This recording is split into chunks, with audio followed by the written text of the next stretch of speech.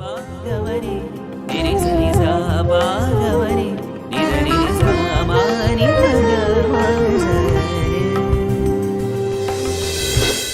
Sai Ram and greetings from Prashanthi Nilayam. This is my 11th talk in the Valmiki Ramayana series. And if you recall, we are now approaching the end of the Ayodhya Kanda. In fact, I expect to wrap it up today. Just to refresh your memory, towards the end of my last talk, I was telling you about Bharata going to the forest in search of Rama and Bharata's scouts spotting a settlement in the forest that looked like a hermitage. Reacting to the report, Bharata said to his troops, "It seems as if the spot located by the scouts is where Rama is settled down. I want all of you to camp right here, while Sumantra, me and a few others go forward to explore." At that very moment, unaware of the huge convoy that was close by, Rama and Sita were immersed in enjoying the glories of nature and the beauty of the forest where they had settled down. And even as they were so engaged, Rama suddenly noticed a huge dust cloud rising in the sky, caused of course by the camping army. In addition, Rama also observed that the animals of the forest were running somewhat wildly hither and thither, as if a big group of intruders had invaded their presence. Summoning Lakshmana, Rama said, "Brother, I see some commotion among the animals of the forest. Clearly, they have been disturbed. Can you find out what the cause of this disturbance is?" Responding immediately, Lakshmana quickly climbed a tall tree and looked intently in the northern direction, because that was where the dust cloud was. And in a flash he understood why the animals were running around frightened. Speaking from the top of the tree, Lakshmana shouted in an agitated voice, "Brother, there is trouble, big trouble. Bharata is here with a huge army, and clearly he means to attack us. Put out the fire quickly and take Sita to a safe place. Hurry, there is no time to lose. I shall stay back, give them a tough fight, kill Bharata, and win back the kingdom for you." Far from being either alarmed or agitated by the news, Rama reacted most calmly and said, "Lakshmana, I believe you are not reading the signals correctly. Out of his immense love for me, Bharata has come here to meet all of us. Is it right then for us to fight with him and kill him instead of welcoming him with open arms? Suppose you do manage to kill him and capture the kingdom as you say. How can I rule a kingdom seized by going against the word given by me to my father? It would stain our dynasty forever with infamy. Lakshmana, if I so desire, I can by my own effort become the sovereign lord of not merely Ayodhya but the whole earth. However, I will not accept even a tiny piece of land acquired by unrighteous methods. If at all I become a ruler, it would be mainly for protecting and serving the people over whom I rule. Besides, Bharata is dearer to me than my own life. I think you have completely misjudged him and misread his intentions. I can confidently assert that he is coming here solely for the purpose of offering me the throne. I don't understand why you are so angry with Bharata, nor am I able to guess what offense he has caused to you and when. Please do not talk about killing Bharata. If you want, I shall ask him to offer you the kingdom instead." Now Lakshmana, who took Rama's love for him so much for granted, was shocked, stunned and stupefied by this severe admonishment. With remorse in his voice, he slowly said, "Brother, it looks like I have completely misread the situation. Quite possibly, it's our dear father who has come." Nodding his head, Rama responded, "I hope so too. But on the other hand, you have not in your description of what you saw made any mention of the great white umbrella that is always a characteristic signature of our father's presence. That causes some worry in me. In any case, I want you to come down from the tree at once. After which, let us all get ready to meet Bharata and his party." Meanwhile, back in Bharata's camp, 3 groups were formed to go around the forest in search of Rama, with Bharata himself leading one of those groups and Shatrughna as well as Guha assisting him. Shortly thereafter, Bharata, his heart beating fast and his longing to see Rama growing by leaps and bounds, saw a hut. He went inside, and within it was his beloved Rama. However, the dress Rama was wearing shocked him, for it was not the royal attire he was used to seeing Rama in. Instead, it was the dress of a hermit. Wailing loudly, Bharata collapsed in front of Rama. Soon, Shatrughna and Sumantra also entered, and they too began to weep as they saw Rama. Rama gently picked Bharata up and caressing him fondly asked, "Bharata, how is it that you are here? How is our dear father? Is he well and able to go about his normal duties? And how are sage Vasishtha, mothers Kausalya, Sumitra and Kaikeyi? I am eager to have some news about all of them." And without waiting for Bharata to reply, Rama then began to ask many detailed questions, all relating to how Bharata was ruling the kingdom. Actually, these were not questions, but a mere front for a barely concealed and rather elaborate discourse on righteous governance and matters of statecraft. Rama then added, "Bharata, ours is a great dynasty. I do hope you are doing everything to preserve its noble traditions and impeccable reputation." He then asked, "Bharata, there is one thing I do not understand. You are supposed to be a king. A king does not wear tree bark as dress and have matted hair as you do. What's the matter?" Bharata took his time to reply.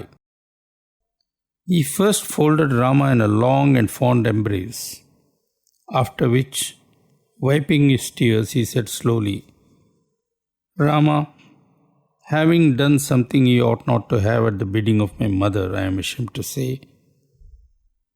our father passed away, pining in grief, soon after you left.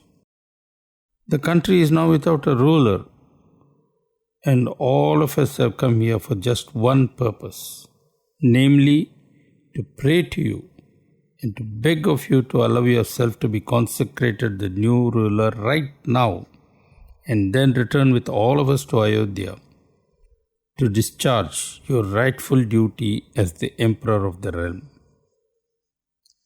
This is the collective submission of all of us who have come here, and you simply have to submit to the prayer we are making to you."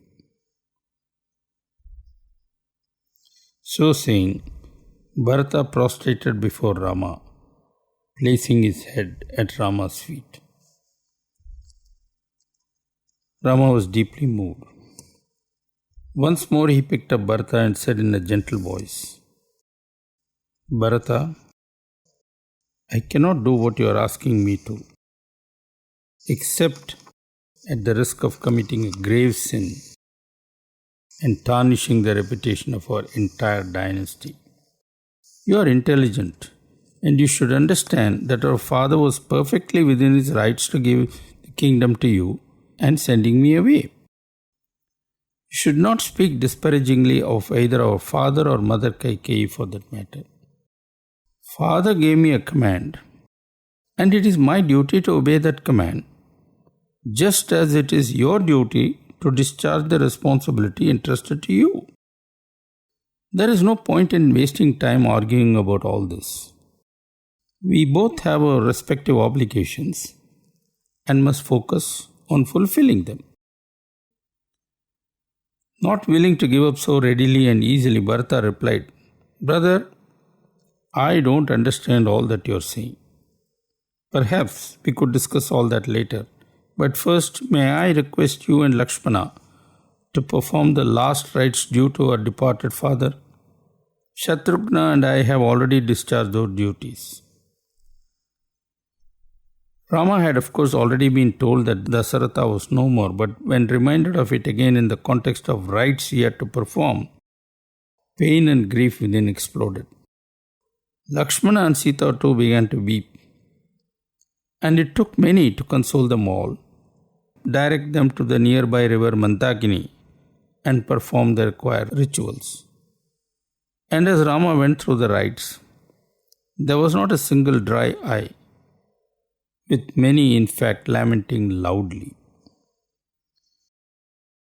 Hearing the sound of wailing, the troops that Bharata had brought along realized that Bharata had finally located where Rama was. Anxious to see Rama, the troops then began to rush widely towards that spot, some on foot, some on horses, and so on. And behind the madly rushing troops came also the three queen mothers and sage Vasishta. The reunion that followed was long and painful, giving everyone an opportunity to pour out his or her anguish, gaining thereby some mental relief. Soon it was night, and it was spent in silent vigil. Next morning, Bharata repeated his earlier plea to Rama. Palms joined and head bowed down, he said, "Rama, Ayodhya is too big and complex to be ruled by a small man like me. Maybe my mother Kaikeyi had given to me. But recognizing my inability to rule it and keeping the welfare of the subjects in mind, I give it back to you, not only for the reason that you alone have the moral and legal authority to rule it, but also, this is truly important, the required ability. Please do not refuse my prayer. Get consecrated right now. Come back to Ayodhya with us and start ruling. Kindly bear in mind that the country has been without a ruler for too long a period, and any further delay would thus be most injurious to the interests of the state." Everyone present, including the troops, heartily endorsed Bharata's submission. Rama listened carefully and then slowly looked around at the group before him. Responding softly, but in a deliberate and most emphatic manner, Rama then said, "Humans are but embodied souls and are therefore basically powerless. It is providence alone that makes humans dance, dragging them hither and thither as it wills. Fully comprehending this, we must realize that certain things are ordained and can never be changed. For example, the night passes, gives birth to the morning, which in turn dissolves into a new night. In all this change, the past never comes back. Our duty is to bow to destiny and use the life given to us in a proper manner. Some believe that the pursuit of happiness is what life must be spent on. That is an utterly false belief. Our illustrious father set the right example for us. All his life, he was a virtuous man, and guided by the strictest moral values, he ruled his kingdom in a just manner, keeping always the welfare of his subjects uppermost in his mind. Bharata, destiny has willed that right now you shall govern Ayodhya. Do not question destiny. Go back and rule Ayodhya exactly as our father did. And presently that is your foremost duty and you owe it to our father. I too have a sacred duty that I owe to father, which is to act according to the command he gave me. This is no time for argument.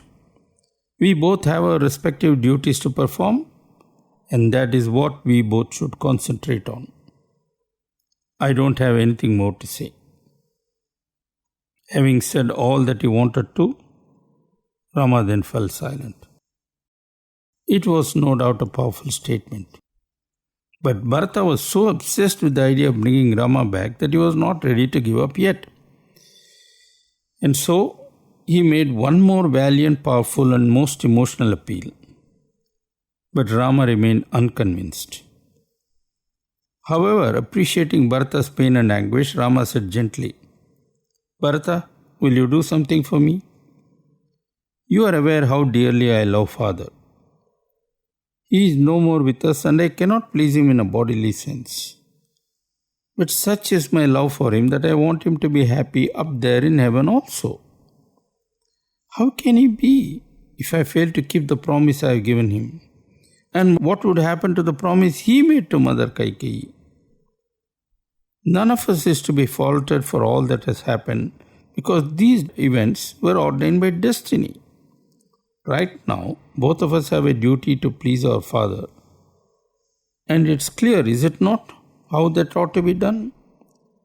So you please return to Ayodhya immediately while I go deeper into the forest towards the Dandakaranya region. Don't feel dejected. Shatrughna would be by your side all the time to give you the support you need. And don't forget, it's only a mere 14 years that we shall be away from each other. Before you are aware, those 14 years would pass off quickly like just 14 moments. At this juncture, something strange and totally unexpected happened.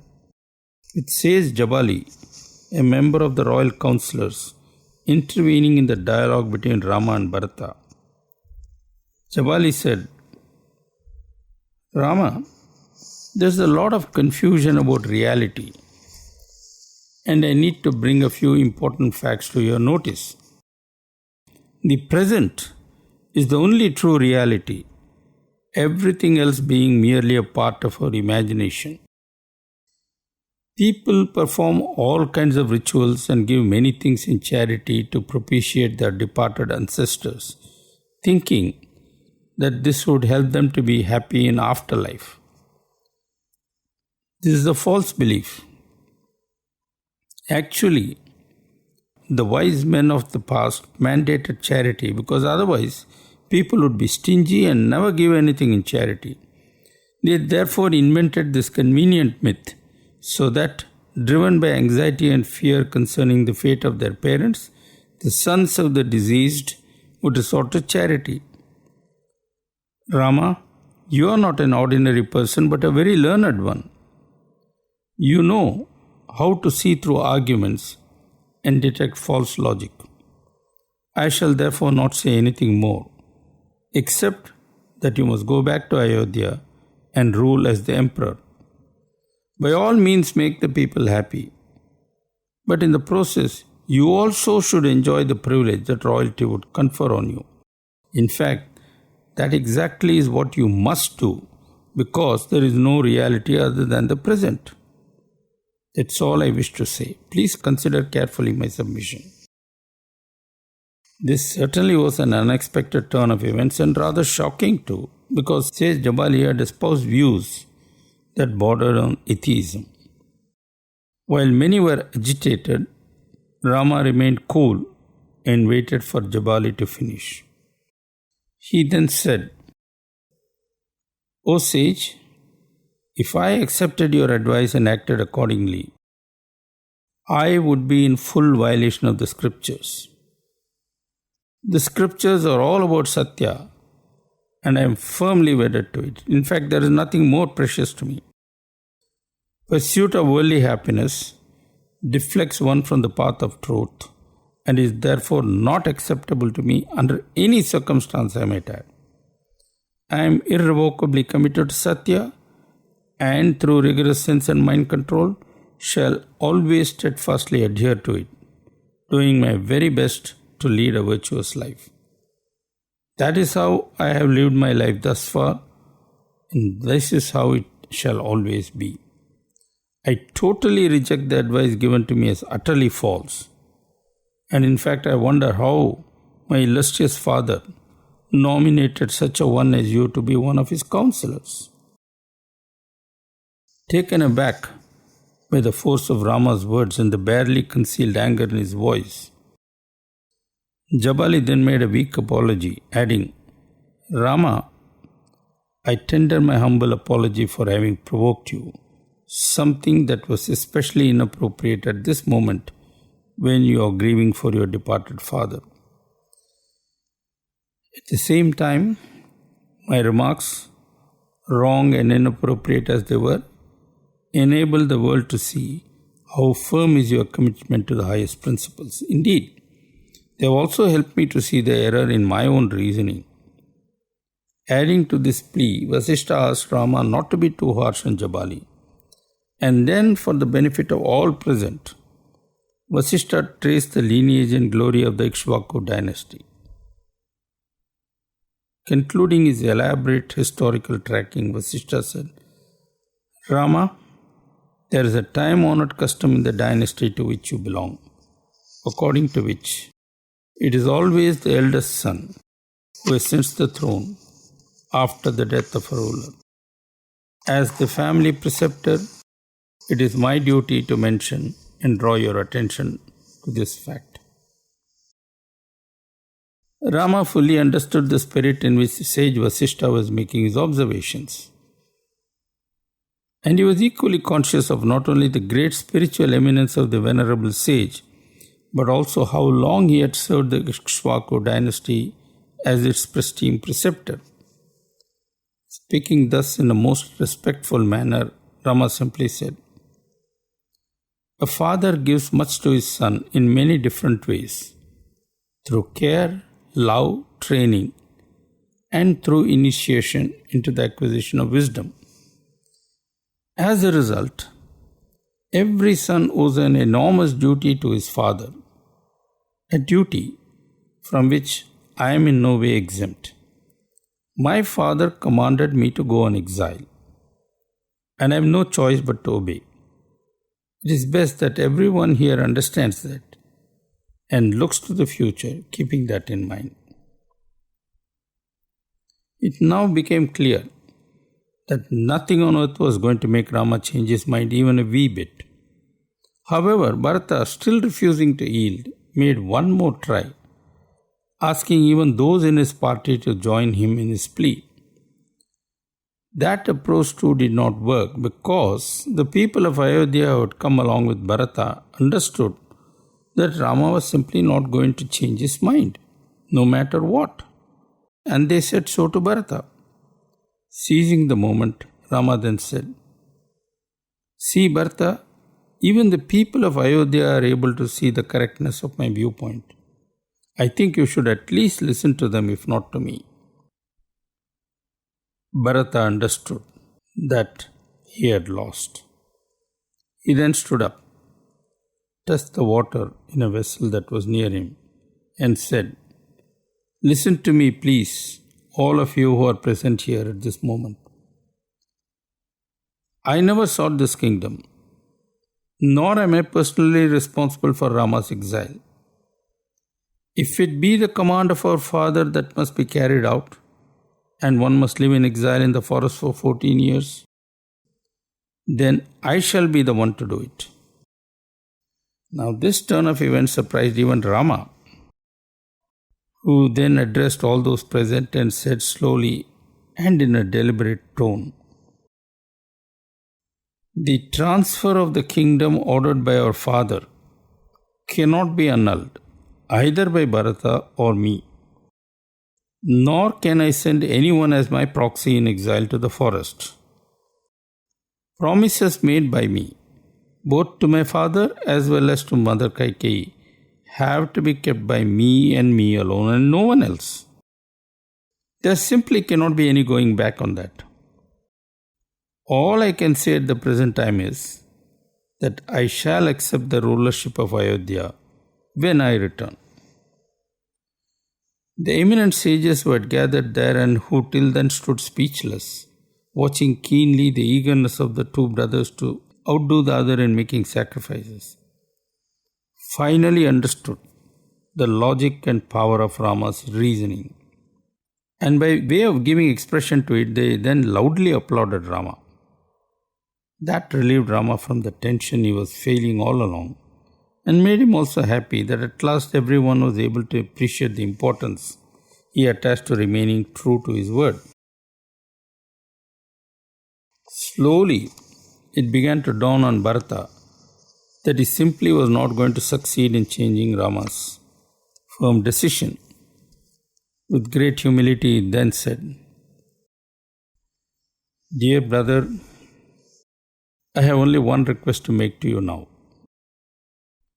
I shall place before you 2 wooden sandals embellished with gold.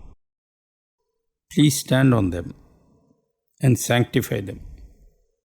I shall then take it that you have transferred your authority to rule to these sandals.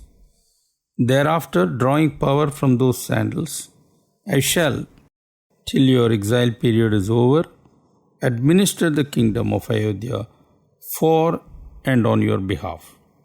The moment you return, I shall surrender the trusteeship. As advised by you, I shall now return, but not to the palace. Instead, living in a small hermitage outside the city and leading the life of a hermit exactly as you are doing for 14 years, that is to say your entire exile period, I shall take care of the kingdom as a mere custodian. Please bless me." Rama was overwhelmed. After sanctifying the sandals as requested and saying, "So be it," Rama embraced both Bharata and Shatrughna, after which he bid goodbye to all with tears in his eyes.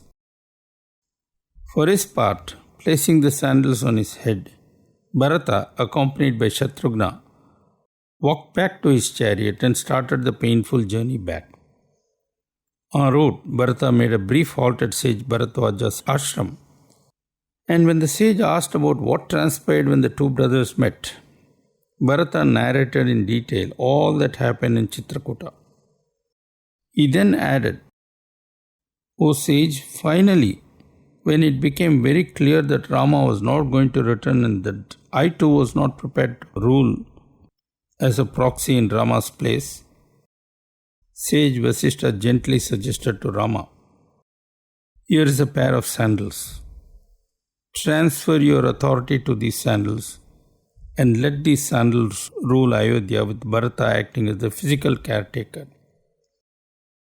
That was how the situation was saved, through the wonderful and highly spiritual advice given by our great family preceptor. Sage Bharadwaja was overwhelmed by what he heard and showered copious blessings on Bharata. Going round the sage 3 times, Bharata took leave of him and resumed his journey back home. After a long and tedious journey, the convoy finally approached the outskirts of Ayodhya, which everyone noted presented a rather desolate and gloomy appearance. After escorting the queens to the ladies' quarters in the palace complex, Bharata and Shatrughna drove swiftly to a place called Nandigrama in the outskirts. Sage Vasishtha and many of the Brahmanas had already gone there ahead of Bharata. So did many members of the army, although they were not specifically invited. Once they reached Nandigrama, alighting from the chariot, Bharata formally and respectfully installed the sandals on a pedestal, requesting one of the ministers to hold the royal umbrella over the sandals. Bharata then submitted to sage Vasishtha and other Brahmanas as follows. "This kingdom has been given to me as a sacred trust by Rama. Truly speaking, Rama is the ruler, but since he is away, he has invested his authority in these holy sandals. I have just now symbolically crowned these sandals, and verily, they are now the de facto ruler of Ayodhya. Deriving power and authority from these sandals, I shall, during Rama's absence, administer the kingdom for and on his behalf. However, truly speaking, it's not I, but these sacred sandals that shall be both ruling and protecting this beloved land of ours. Bless me, please, all of you, so that I am worthy of the responsibility given to me, and I can discharge it flawlessly till Rama returns. Even as Bharata had finally reconciled himself to the inevitable, for his part, Rama began considering his next move. He noticed that lately many disturbing symptoms had begun to appear. It was not merely that the birds and the animals of the forest were showing signs of extreme restlessness as if they were facing great danger. The rishis who lived nearby also seemed to be quite worried and agitated. Soon, Rama learned from an elderly rishi that the root cause of the trouble was a powerful Rakshasa named Kara, who, coming to know that Rama had come to live in what Kara believed was his territory, became displeased. The evil Kara had now begun to torment the rishis so that they would plead with Rama to go away. That was Kara's game plan, the elderly rishis explained. Not wanting to be the cause of trouble to others in any manner whatsoever, Rama immediately decided to move, and along with Sita and Lakshmana went deeper into the forest, eventually reaching the hermitage of sage Atri. Seeing Rama, the sage was filled with bliss and warmly welcomed the divine trio. The sage then introduced his wife Anasuya to Sita, saying she would take care of Sita like a mother would. Echoing the sentiments of the sage, Anasuya immediately welcomed Sita with the words, "Come with me, my daughter," which pleased the princess no end. Anasuya then said, "Sita, I've heard a lot about you. However, I want to hear directly from you the full story of your life," which Sita then narrated in detail, right from the moment when King Janaka found her a tiny girl, while engaged in clearing a piece of land preparatory to establishing a yajnasalai, right up to her marriage. Following this, Anasuya gave Sita many valuable jewels, topping it off with what was even more precious, namely good advice. As desired by Anasuya, Sita adorned herself with all the jewels just given. She then rejoined Rama, who was delighted with the affection shown by sage Atri's wife. The party spent the night in Sage's hermitage, and in the morning they took leave of not only the revered sage Atri and his wife, but also the various ascetics living in the forest who had specially come to see Rama. As Rama took leave, the ascetics assembled there said in one voice, "Rama, this forest is infested with fierce demons, who seek delight in not only harassing holy men, but also killing them and eating their flesh. They are making it almost impossible for us to live here in this place, which is otherwise ideal for meditation and the observance of various spiritual austerities. Something must be done about this problem as soon as possible. We pray that you deliver us from this evil, and to do so, you must first go along the path we shall be pointing out to you. That would take you deep into the forest, right up to the place where these cruel beings dwell. Perhaps you can then confront them there and get rid of them all. Somehow or the other, please do save us. For that we are depending on you and you alone. For our part, we shall all pray for your success." Well, that brings us to the end of the Ayodhya Kandam of the Ramayana. Next week, I shall be starting on the Aranya Kandam, wherein the curtain goes up on certain developments that take Rama closer to Ravana, for whose extermination, among other things, the Lord took birth as the son of Dasharatha. By the way, some of you might have noticed that while describing the scene in Chitrakuta, I said that Bharata placed before Rama a pair of sandals. I said that because that's the way it is in Valmiki's version. In my own mind, I was wondering, where did those sandals come from suddenly? But you know what? Valmiki removed my doubts when I came to the portion where Bharata describes in full what exactly happened when the two brothers met. It was sage Vasishtha who knew exactly what was going to happen, that carried a pair of sandals and produced them just when they were needed. That is the dramatist in Valmiki. Altogether, I find this is a great divine drama and an epic description by Valmiki.